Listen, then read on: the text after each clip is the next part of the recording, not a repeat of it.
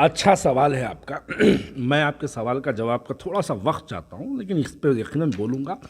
دیکھیے, سیکریٹریٹ کی جب 2 مساجدیں شہید ہونے کے بعد ہم لگاتار حکومت سے نمائندگی کر رہے تھے, حکومت سے مطالبہ کر رہے تھے کہ دوبارہ اس جگہ سیکریٹریٹ کی 2 مساجدوں کو تعمیر کیا جائے, لیکن حکومت وہاں پر کوئی واضح طور پر بیان نہیں دیتی ہے. حکومت پلان بناتی ہے, پلان بنا کے کہتی ہے کہ یہ سیکریٹریٹ کی بلڈنگ پلان, دیکھیے پلان سے متعلق بلڈنگ پلان جب بنایا گیا تھا اس میں مسجد کا کہیں ذکر نہیں کیا گیا تھا. یہ اسمبلی سے پہلے والی بات ہے. تو بلڈنگ کا جب پلان بنایا گیا تھا اس میں مسجد کا کہیں پر جو ہے ذکر پلان میں نہیں کیا گیا تھا کہ فلانی جگہ مسجد بنائی جائے گی.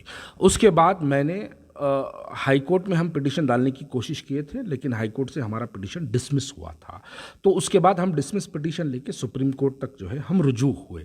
سپریم کورٹ میں جب میں رجوع ہوا, میں پرسنلی کہہ رہا ہوں, میں اپنے طور پہ کہہ رہا ہوں, اور میں آپ کو ایک بات کلیئر کر دوں یہاں پر, جب میں سپریم کورٹ کو مسجدوں کی شہادت کو لے کر جب میں گیا تھا اس وقت میں کانگریس پارٹی میں تھا. کانگریس پارٹی میں مسجد کی شہادت کو لے کر سپریم کورٹ تک گیا تو سب سے زیادہ اگر مجھے کسی نے اعتراض کیا تھا, میرے جانے پہ اگر اعتراض کیا تھا تو وہ کانگریس پارٹی تھی جو مجھے سپریم کورٹ پہ مسجد کی شہادت کو جانے پہ اعتراض جتائی تھی. اس کے بعد مجھے کئی میٹنگوں میں بائیکاٹ کیا گیا. کیونکہ میں شہید مسجدوں کو لے کے سپریم کورٹ تک گیا تھا. میں آج مجبور ہوں آپ کے سوال کے, کیونکہ ان دنوں الیکشنز میں بزی تھا اس لیے میں کئی لوگوں کو اس بات کا جواب نہیں دے پایا, لیکن جب سوشل میڈیا کے ذریعے یقین دوں گا. تو سپریم کورٹ کو جب میں مسجد کی شہادت کو لے کے گیا تھا تو مجھے کئی میٹنگز میں کانگریس پارٹی کے نہ بلایا گیا, کئی اپنے پروگرامز میں مجھے جو ہے دور رکھا گیا.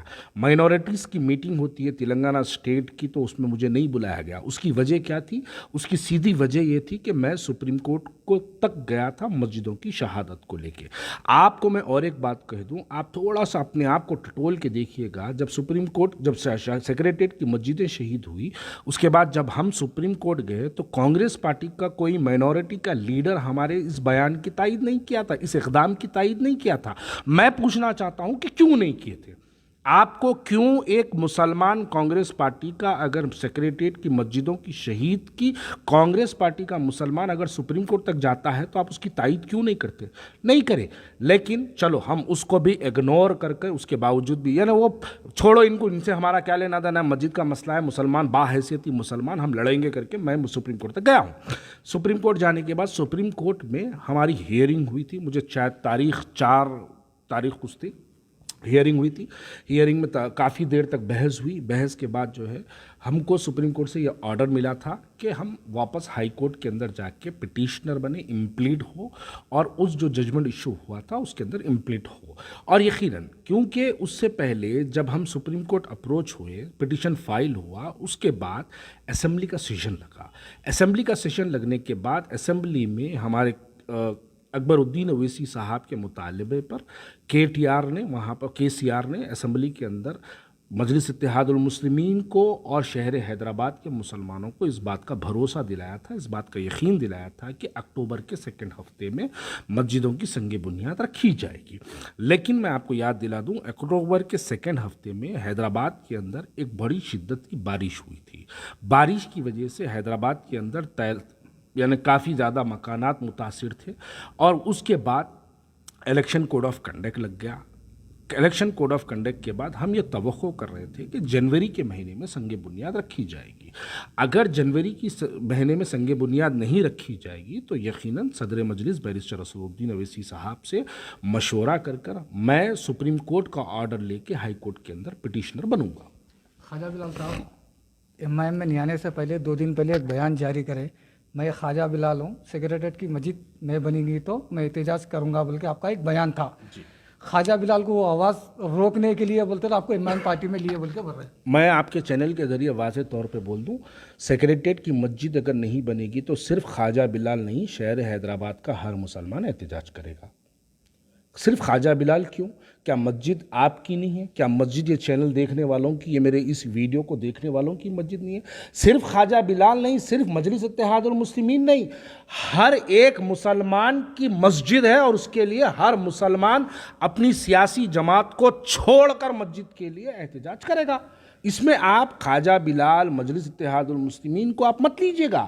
دیکھیے میں ایک سیاسی جماعت کے ساتھ ہوں, میں رہوں گا انشاءاللہ تعالی, لیکن آپ یہ جوڑیں گے کہ مسجد کی احتجاج کو, ارے بھائی مسجد کے احتجاج کو نہیں, میں آپ کو واضح طور پہ کہہ دوں مجلس اتحاد المسلمین جس طریقے سے احتجاج کر سکتی ہے, پورے ہندوستان میں کوئی ایسی سیاسی جماعت نہیں ہے جو احتجاج کر سکتی ہے. اگر آپ کو میں کھلا کہہ دوں MIM اگر اعلان کر دی ہم احتجاج کریں گے بولے تو سڑکیں بند ہو جاتی. حیدرآباد کے کیوں کر رہے نہیں؟ حیدرآباد کی سڑکیں بند ہو جاتی, حیدرآباد روڈاں ویران ہو جاتے.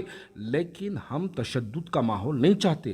ہم نہیں چاہتے بجنور والے واقعات حیدرآباد میں پیش آئے, ہم نہیں چاہتے میرٹھ والے واقعات حیدرآباد میں پیش آئے. دیکھیے حالات بھی تھوڑا دیکھیے, بھارتی جنتا پارٹی کے عزائم دیکھیے, کس طریقے سے ہر جمعے کے دن چار مینار مندر, وہ اللیگل مندر جو ہے, اس اللیگل مندر کو لے کے کیسے ہر جمعے کے دن ایک پوجا پاٹ کا پروگرام لگایا جاتا. کارپوریٹرز الیکشن ہوا, GHMC میں منتخب نہیں ہوئے, ابھی GHMC میں اوت نہیں لیے, یہ لوگ آ کے چار مینار کا اوت لیتے. بھائی تھوڑا سا ماحول کو بھی سمجھیے. یہ لوگ ہر طریقے سے, بھارتیہ جنتا پارٹی اس وقت چاہتی ہے کہ مسلمانوں کو کسی طریقے سے فرقہ وارانہ فسادات میں مشغول کر کے رکھے. ہم نہیں چاہتے کہ ہم ان کے منصوبوں میں کامیابی دے دیں. اگر ہم احتجاج, آپ جیسا بولے احتجاج کیوں نہیں کر رہے, ایک وقت تھا میرا بھی یہی جوش تھا, آپ کی جو عمر ہے اس عمر میں میرا بھی یہی جوش تھا, کیوں احتجاج نہیں کرتے. مجھے معلوم تھا بھائی ایک گرم خون ہے, گرم خون اٹھ کے بول دیتا کیوں نہیں کر رہے ہیں بھائی, تم لڑ رہے کیوں نہیں, بھائی تم لڑ رہے کیوں نہیں. لڑنے کے نتائج کیا نکلیں گے تھوڑا ہم کو یہ بھی سمجھنا پڑے گا. اگر لڑنے کی مان لیجیے احتجاج ہم کریں, خدا نہ کرے پولیس کی فائرنگ ہو جائے, 10-12 بچے شہید ہو جائے, تو آپ اس کو کس کا شکل دیں گے, آپ اس کا الزام کس پہ دیں گے.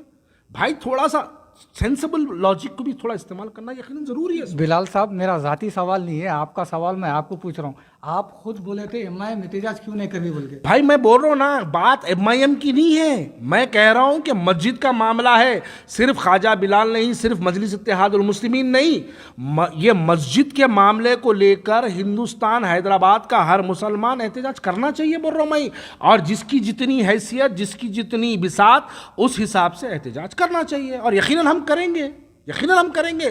میں آپ کو کہہ رہا ہوں کہ سپریم کورٹ تک ہم گئے تو کیا ہائی کورٹ جانا ہمارے لیے دور کی بات ہے.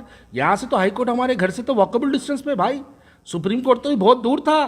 کووڈ کے سیکشنز میں گئے ہم, کووڈ تھا, کووڈ کے کرونا کے 2 ٹیسٹ کرا کے, حیدرآباد ایئرپورٹ بھی ٹیسٹ کرا کے, دلی ایئرپورٹ پہ بھی ٹیسٹ کرا کے میں سپریم کورٹ تک گیا تھا. اور جب میں سپریم کورٹ گیا تھا اس وقت تو فلائٹس شروع اوپن ہوئے تھے, تب میں گیا تھا. اب ہائی کورٹ جانا کوئی بڑی بات نہیں ہے, لیکن ہم تھوڑا سا وقت کا انتظار کریں گے.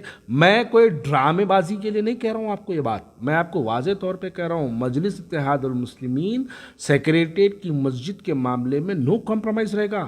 میں آپ کو کلیئر کہہ دے رہا ہوں, اور تلنگانہ کے چیف منسٹر کی اتنی مجال نہیں ہے کہ ہماری مسجد نہ بنے اور پھر سیٹ پہ بیٹھ جائے, یہ نہیں پاسبل ہے.